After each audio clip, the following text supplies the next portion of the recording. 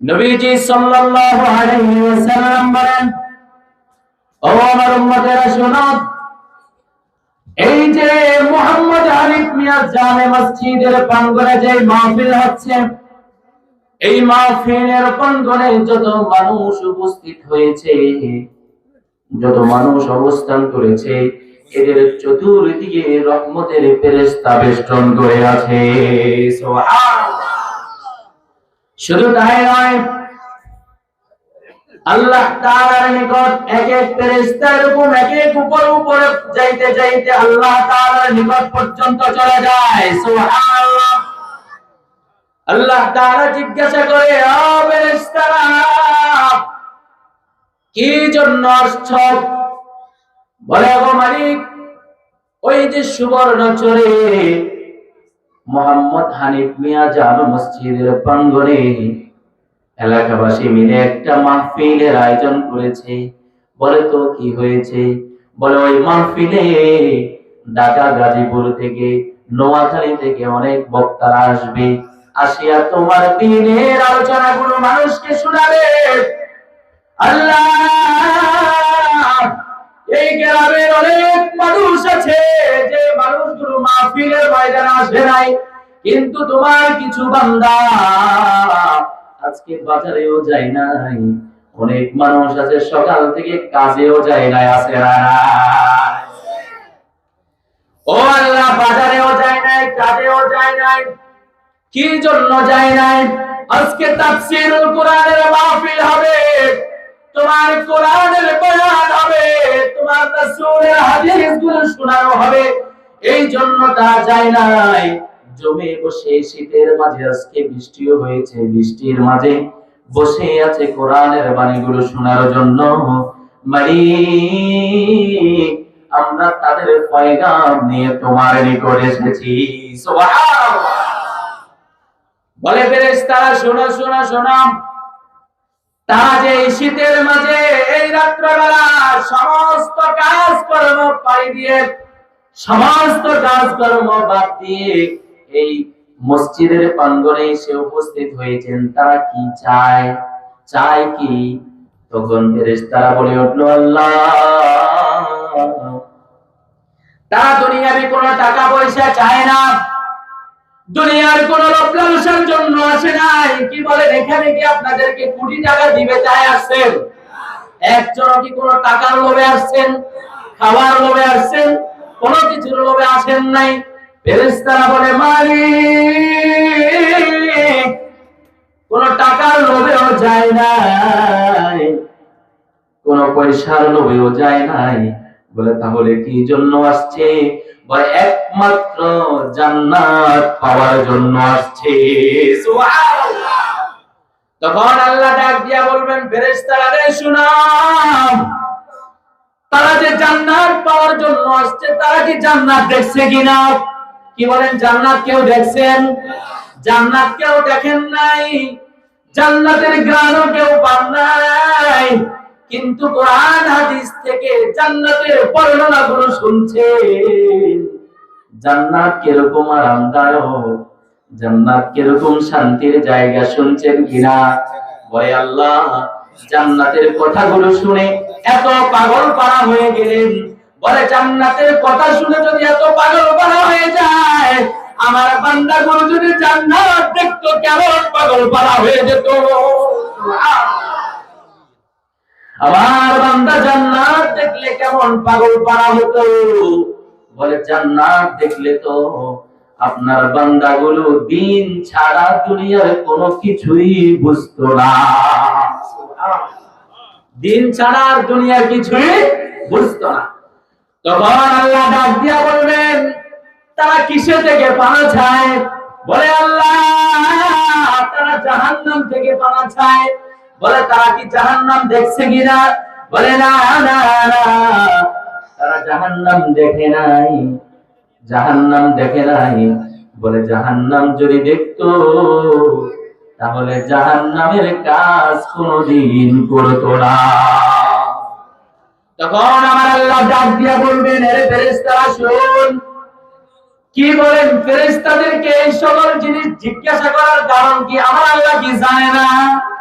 জানে, সব জানে, সব জানে। তারপরেও জিজ্ঞাসা করে, বলে ফেরেশতারা শুন, তোরা সাক্ষী থাক, আমার বান্দাগুলোরে আমি জান্নাত দিয়ে দিব।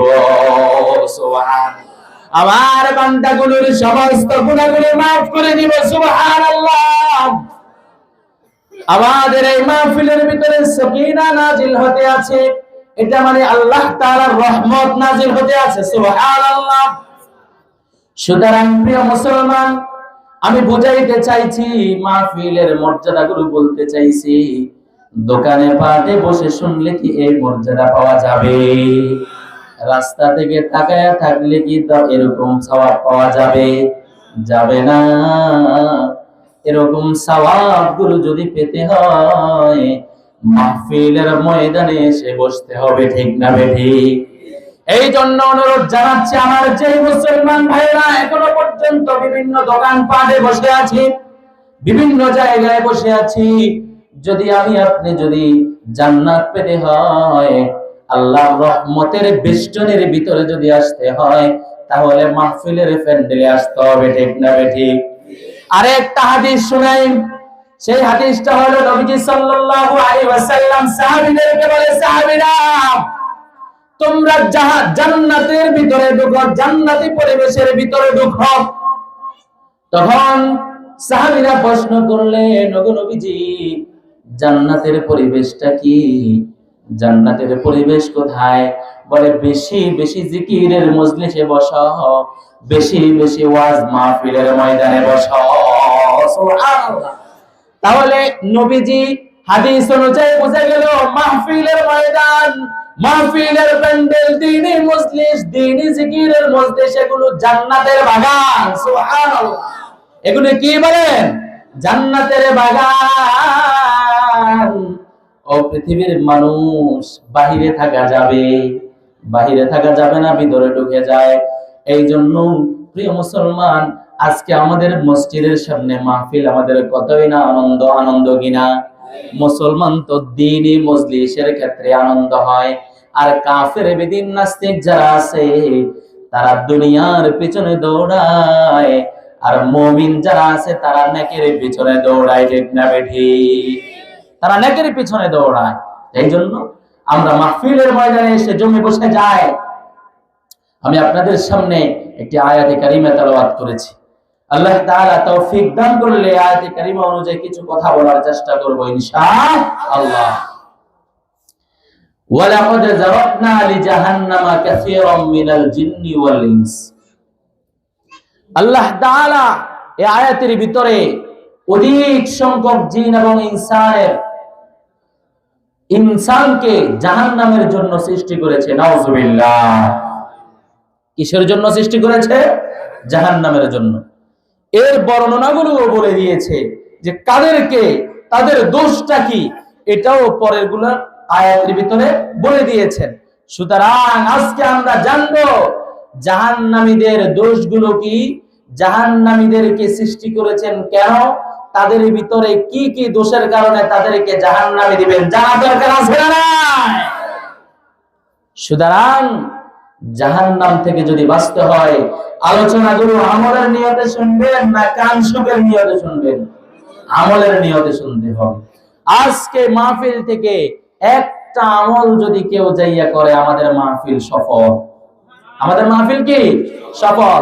যত মানুষ দান খায়রাত করেছে, সকলের দান খায়রাত সফল। সকলের দান খায়রাত কি বলেন? সফল। আল্লাহ তাআলা কোরআনে মাজিদের মধ্যে বলেন, ওয়ালাকাদ যারাবনা লিজাহান্নামা কাসীরাম মিনাল জিন্নি ওয়াল ইনস। আল্লাহ তাআলা বলেন, আমি অধিক সংখ্যক জিন এবং ইনসানকে সৃষ্টি করেছি জাহান্নামের জন্য।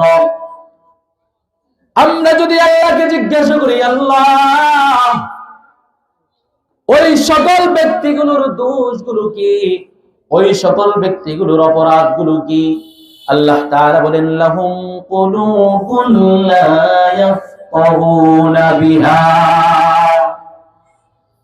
ওই সকল মানুষগুলোর অন্তর আছে, কিন্তু অন্তরের ভিতরে মরিচা পড়ে গেছে, অন্তরের ভিতরে মোহর পড়ে গেছে।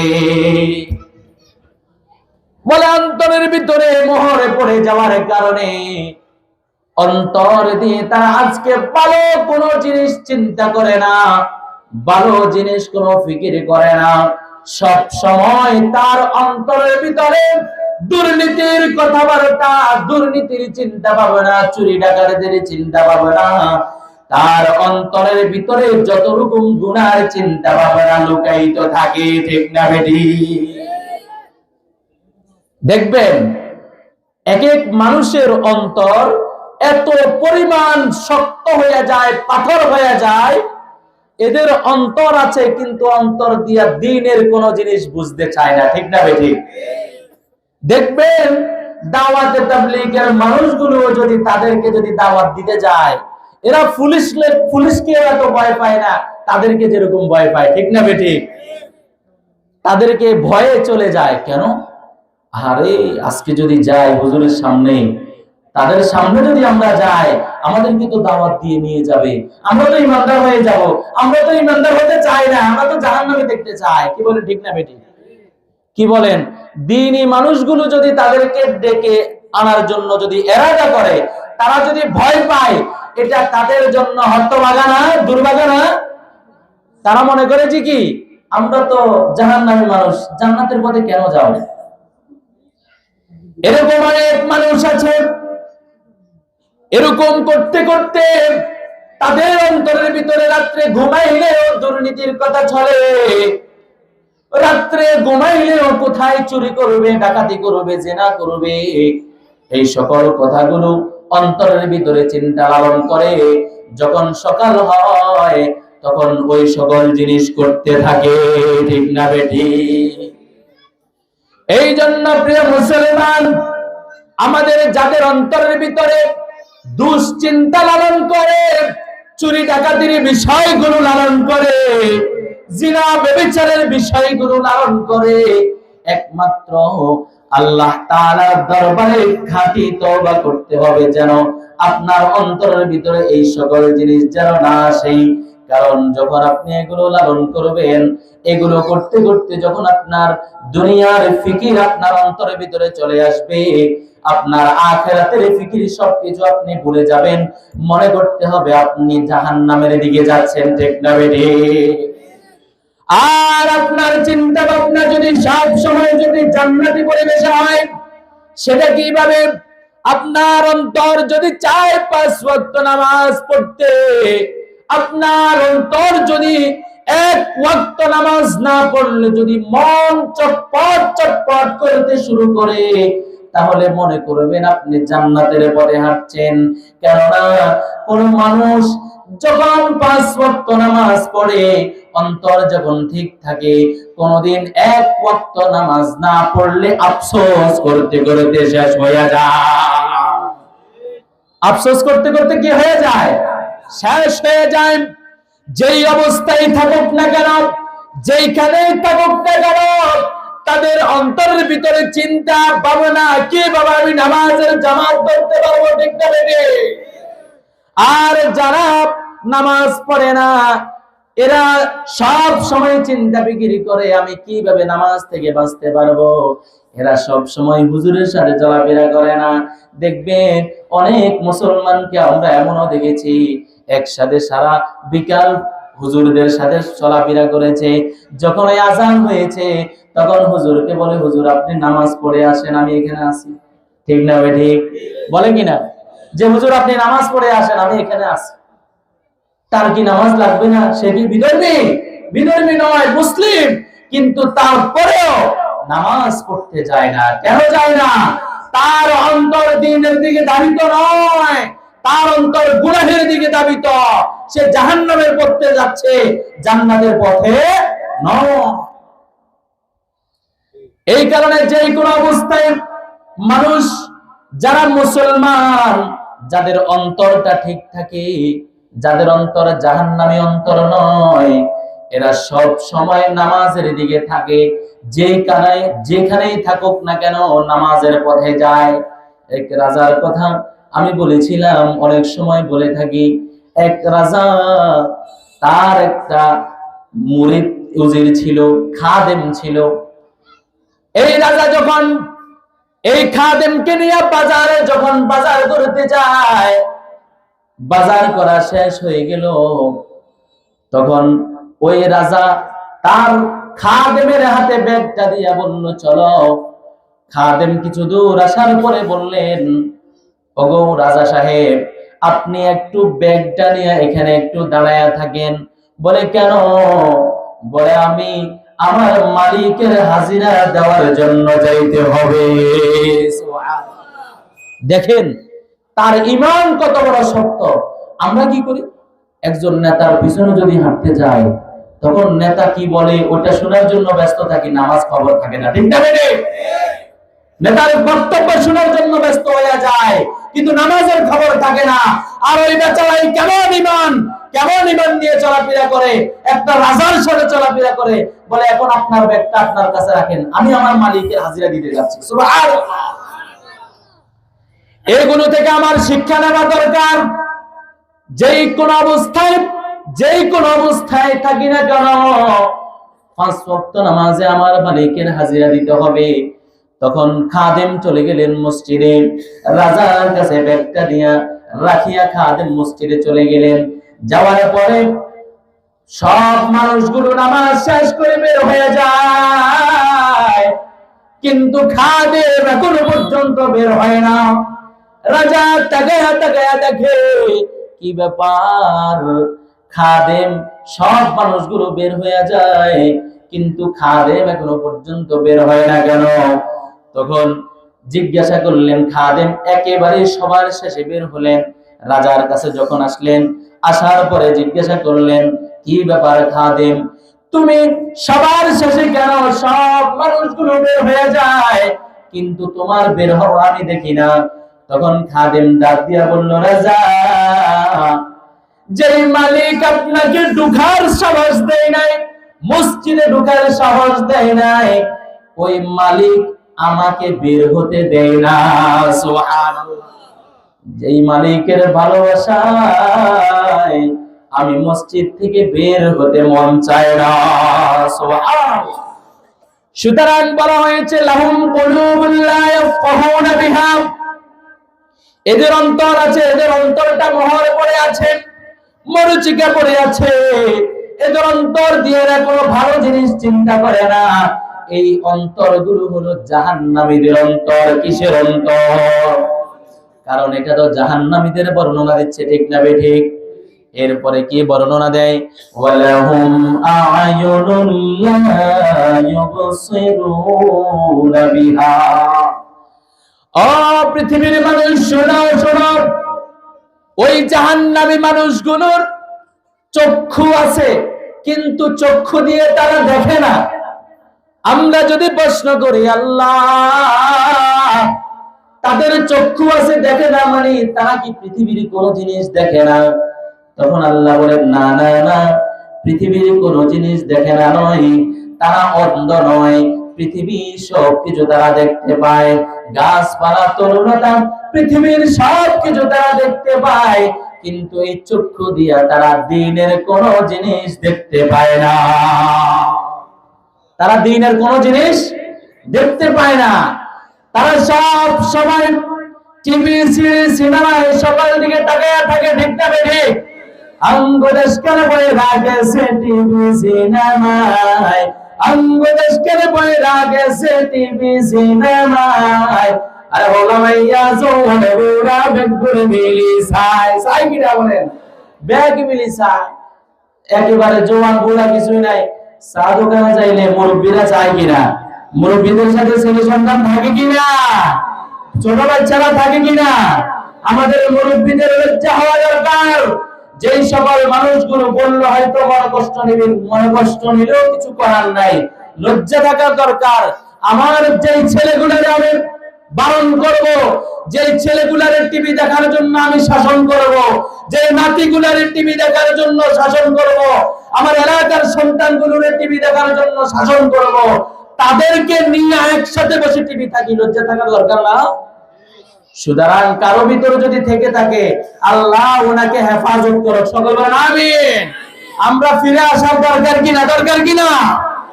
আজকে যুব সমাজকে, আমাদের সন্তানগুলোরে দ্বীনের পথে পরিচালনা করতে পারতেছি না, সুন্দর মতো দ্বীনের বুঝটুকু শিখাতে পারতেছি না, সুন্দর মতো একটা কথা বললে শুনে না, কিভাবে শুনবে? আপনি তো তার সাথে ওরকম আচরণ করেন নাই, আপনি তো তাকে নিয়ে সিনেমা দেখেছেন, আপনি তো তার সামনে গালাগালি করেছেন, তার সামনে বকাঝকা করেছেন, সে কিভাবে ভালো হবে? ঠিক না বেঠিক? সুতরাং আমাদেরকে সচেতন হতে হবে কিনা বলেন? এই জন্য প্রিয় মুসলমান, ওয়ালাহুম আয়ুনুন লা ইউবসিরুনা বিহা, আমাদেরকে চক্ষু দিয়েছে, যে মানুষগুলোর চক্ষু থাকা সত্ত্বেও দেখে না, তারপরে আখিরাতের কোনো জিনিস দেখে না, তারা সব সময় টিভি সিরিয়ালের দিকে তাকায়া থাকে, বেপরদা নারীর দিকে তাকায়া থাকে, তারা কোনোদিন চায় না কোরআন মাজিদ পড়তে, তারা কোরআন মাজিদ পড়ে না। আমাদের তো বুঝার দরকার, আজকে তাফসীরুল কোরআন মাহফিল মানে ইসলামী বয়ান। কি বলেন? ইসলাম মানে আমাদের সংশোধন হওয়া, ইসলাম মানে সংশোধন হওয়া। কি হওয়া? সংশোধন হওয়া। মানে আমরা এখানে যারা আছি একদিকে নয় একদিকে একটু অপরাধী, ঠিক না রে ঠিক? আমি হুজুর হইলেও কি হয়েছে, আমারও অপরাধ আছে না নাই? অপরাধ আছে। এই জন্য প্রিয় মুসলমান, দোষগুলোর কথা বললে মনোকষ্ট নেবেন না, দোষগুলোর কথা বললে মনোকষ্ট নেবেন না, এটা খুশির সাথে মনে ভাববেন আর নিজেকে নিজে সংশোধন করবেন। বলে এটা আমার দোষ, এটা আমি যদি আমার আলেমের দোষ হয় আমি মেনে নিতে হবে কিনা বলেন? মেনে নিতে হবে। এই জন্য প্রিয় মুসলমান, আমরা কি করি? 1 বছর হয়ে গেছে, 2 বছর হয়ে গেছে, 3 বছর হয়ে গেছে, 4 বছর হয়ে গেছে, কিন্তু কোনদিন কোরআন মাজিদের একটা পাতা উল্টায়া দেখি নাই, ঠিক না বেঠি? কোনদিন একটা পৃষ্ঠা কোরআন মাজিদ তেলাওয়াত করি নাই, কোরআন মাজিদ তেলাওয়াত করি নাই। কোরআন মাজিদ ওই যে তাকের উপর থাকতে থাকতে মাকড়সা বাসা বাঁধে, কিন্তু কোরআন মাজিদ পাঠ হয় না। আগে আমরা দেখতাম আমাদের বাড়িতে মা বোনরা যখন সকাল বেলা হতো, গুনগুন গুনগুন করে কোরআনের শব্দ শোনা যেত, ঠিক না বেঠি? গুনগুন গুনগুন করে কোরআনের শব্দ শোনা যেত। মা বোনরা সকাল হলে ভোরবেলায় ফজরের নামাজ পড়ে কিছুক্ষণ কোরআন মাজিদ তেলাওয়াত করতেন, এরপরে বিভিন্ন কাজের ভিতরে লিপ্ত হইয়া যাইতেন। আজকে আমাদের মা বোনদের অবস্থা কেমন? আজকে আমাদের মা বোনদের অবস্থা হচ্ছে দিনের 8টা বাজে উঠবে, 8টা বাজে উঠে তারপরে নাস্তা পানি বানাবে, এরপরে খাইবে দাইবে ঘুমাবে। আহা, আমাদের নারীদের অবস্থা কেমন? এই জন্যই তো ঘরের ভিতরে বেজালের কোনো শেষ নাই, ঘরের ভিতরে ঝগড়া বিবাদের পরে কি নাই? শেষ নাই।